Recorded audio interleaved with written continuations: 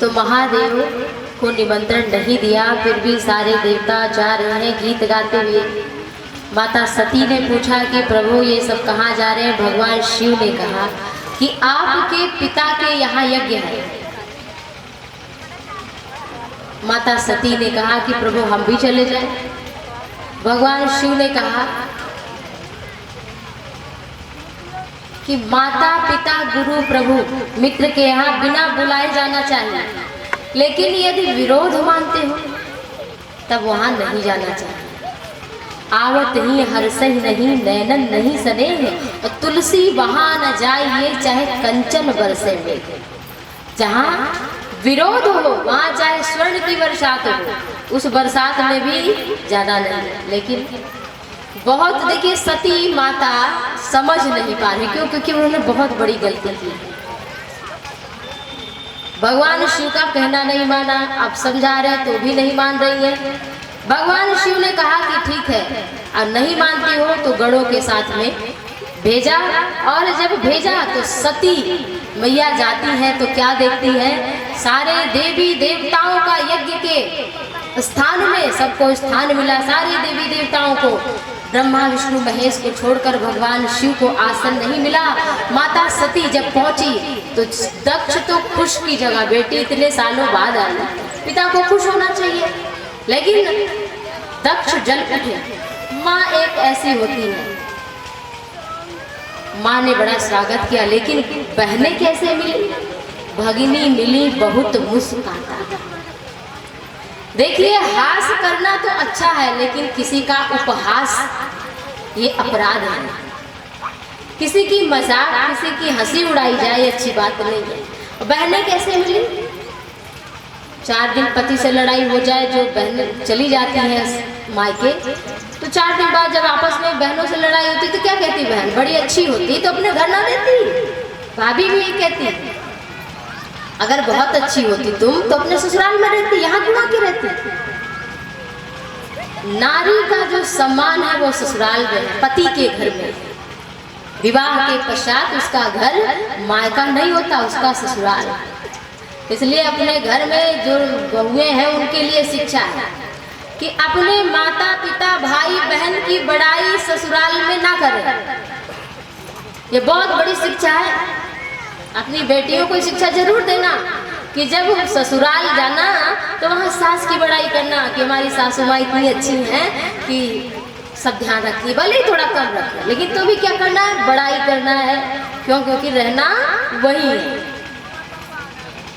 अब वो पति जो तुम्हारी जीवन भर कमाई करके सेवा करता है, वो पत्नी जो जीवन भर भोजन बना कर देती है, तो नारी को क्या चाहिए कि ससुराल की कभी बुराई मायके में ना करे और मायके की बड़ाई ससुराल में ना करे। अगर ये हर नारी कर ले तो किसी ना किसी को तो हर घर में जाना है, फिर घर तो स्वर्ग बन जाएगा, दिव्य बन जाएगा।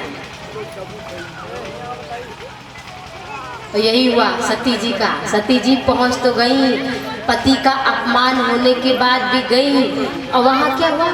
पिता भी ज्यादा खुश नहीं, उल्टे वो जल गए। अरे आ गई है, बहनें भी नाराज हुई, अरे देखो बड़ा अभिमानताई से आ गई है। और जब वहां पर देखा तो तुलसीदास जी कहते हैं कि माता सती ने सब बैठे हुए देवताओं को, ऋषियों को, मुनियों को कहा, सुनो सभासद सकल मुनिंदा, कही सुनी जिन शंकर निंदा, सो फल तुरत लाभ सब काहू, भली भांति पछताव पिता का। मैया सती ने सबको डांट कर कहा, आज यहाँ पर जो भी ऋषि मुनि बैठे हैं उन सबको मैं दंडित करूंगी। माता सती उस यज्ञ के स्थान में, यज्ञ में, यज्ञ मंडप में वहीं जलकर योगाग्नि में भस्म हो गई। हाहाकार मच गया चारों। भगवान शिव को नारद जी के द्वारा पता चलता है। जटाओं से भगवान शिव एक बाल निकालते हैं और वीरभद्र को प्रकट करते हैं। वीरभद्र आते हैं, यज्ञ का विध्वंस करने लगते हैं, लेकिन वीरभद्र दक्ष का धड़ से सिर ही अलग कर देते हैं। पूसा के दांत उखाड़ लेते हैं, जिस दांत से हंसे, जिससे बोले वैसा उसको दंड दिया गया। फिर ब्रह्मा जी आए, उन्होंने स्तुति की भगवान शिव की। और शिव कौन है? आशु शीघ्रम तुष्यति इति आशुतोष। कन्हैया को क्या चाहिए? माखन मिश्री 56 प्रकार के भोग। लेकिन शिव जी को आप कुछ ना दीजिए, बस एक लोटा जल भी चढ़ा दीजिए तो खुश हो जाते हैं। भोलेनाथ हैं आशु शीघ्रम तुष्यति इति आशुतोष। जो शीघ्र से शीघ्र, जल्दी से जल्दी प्रसन्न होने वाले देव हैं, वो देवों के देव महादेव हैं। देवताओं ने तो अमर पिया, क्या पिया? अमृत पिया, तो क्या हुए? अमर। क्या हुए? अमर। लेकिन महादेव ने क्या पिया? विष पिया। इस संसार का विष जो पीता है वही तो महादेव का शरणागत है, वही तो भक्त है। ये तो बड़ी बात है ना कि भाई जिसने अमृत पिया वो देव ही रह गया, और जिसने जहर पिया वो महादेव बन गया। तो बताओ जहर बड़ा है कि अमृत? ये काम, क्रोध, लोभ, मोह, मद, मत्सर, अहंकार रूपी जो जहर है, इसे जो हजम करना सीख जाता है वही तो महादेव को शरणागत, वही तो उनका भक्त होता है। और देवता तो अमृत पी करके भी विकारों के बस में ही रहे। इंद्र को देखो, उनकी कथा पूरी यही भरी पड़ी है, कहीं काम से, कहीं क्रोध से, कहीं लोभ से, बस इसी में गिरते रहते हैं हमेशा। मरने का डर फिर भी उन्हें बना रहता है। राक्षस हमेशा उन पर आक्रमण ही करते रहते हैं।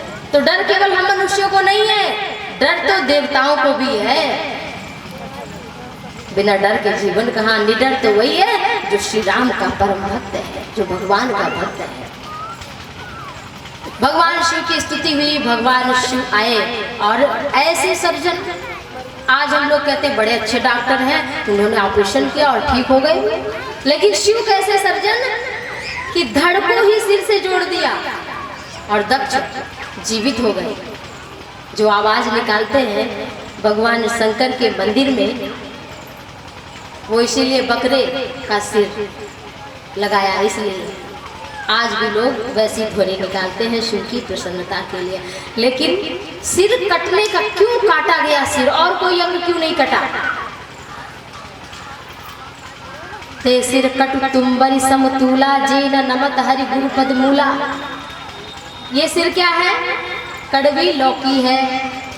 जब इस स्मशान में लेकर जाते हैं तो इसे क्या किया जाता है? फोड़ दिया जाता है। फोड़ा जाता है कि नहीं?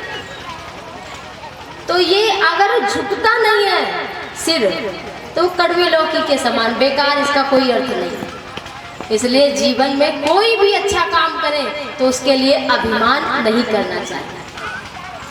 उसके पश्चात माता सती उतर भस्म हुई और अपने शरीर का त्याग करते समय भगवान शिव के चरणों में राम जी से प्रेम मांगा। गोस्वामी तुलसीदास जी कहते हैं, सती मरत हरिसन बरु